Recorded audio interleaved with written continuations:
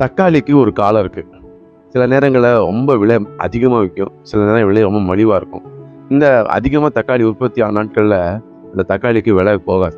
அதனால அந்த தக்காளியை பயிரிட்டவங்க விலை அதிகமாக அதுக்கு நான் விளைச்ச காசு அதில் கிடைக்கலங்கிறதுக்காக அது தெருக்கள்லேயே ரோட்லேயே கொட்டிடுவாங்க. ஆனால் எப்போதுமே ரொம்ப காஸ்ட்லி, எப்போதுமே அது விலை குறைஞ்சதே கிடையாது அப்படின்னு ஒரு பழம் இருக்குன்னா அது ஒரு வகையான மாம்பழம், மியாசாக்கி மாம்பழம்.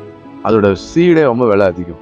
அதை எல்லா மாம்பழம் மரம் போலவே சாதாரணமாக நம்ம விதைச்சிடவோ அதை பயிரிடவோ முடியாது.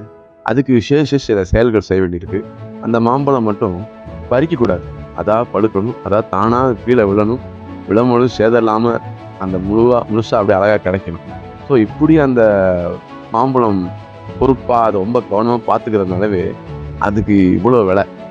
வாழ்க்கையில் ஒரு விஷயத்த நம்ம கற்றுக்குறோம். என்ன கற்றுக்குறோன்னா, எல்லாரும் செய்கிறது போல நான் செய்கிறேன் அப்படின்னு வாழ்கிற வாழ்க்கையில் என்றைக்குமே ஒரு உயர்ந்த நிலையை அடைய முடியாது. ஆனால் என்னால் மாத்திரம்தான் இதை சிறப்பாக செய்ய முடியும் ஏதாவது ஒன்று இருந்துச்சுன்னா அதை நீங்கள் செய்ய ஆரம்பிச்சிங்கன்னா நீங்கள் தான் உயர்ந்திருப்பீங்க. சில நேரங்களில் எல்லாரும் செய்கிறதுனாலவும் நமக்கு தெரியல, மதிப்பு இல்லாமலே போயிடும். நான் உங்களுக்குன்னு ஒரு தனி திறமை இருக்குது பாருங்களா, உங்களுக்கு ஒரு தனி டேலண்ட் இருக்கு இல்லையா, இருக்கு இல்லையா, அதை வளர்த்துக்கங்க.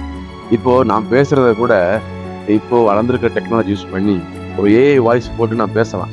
ஆனால் என்னுடைய வாய்ஸுக்கு எவ்வளோ கிளாரிட்டி கிடைக்குமோ அது அந்த ஏஐ வாய்ஸுக்கு தானே போகும், கிரெடிட்ஸ். அதனால நான் நேராக உங்கள்கிட்ட பேசுகிறேன். Survival to revival.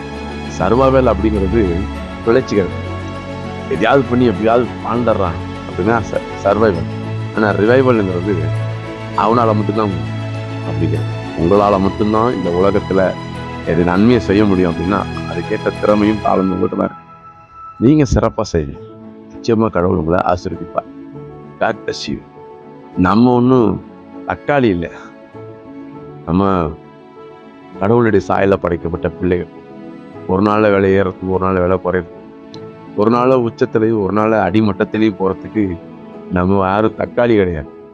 So do your best, try your best, be the best.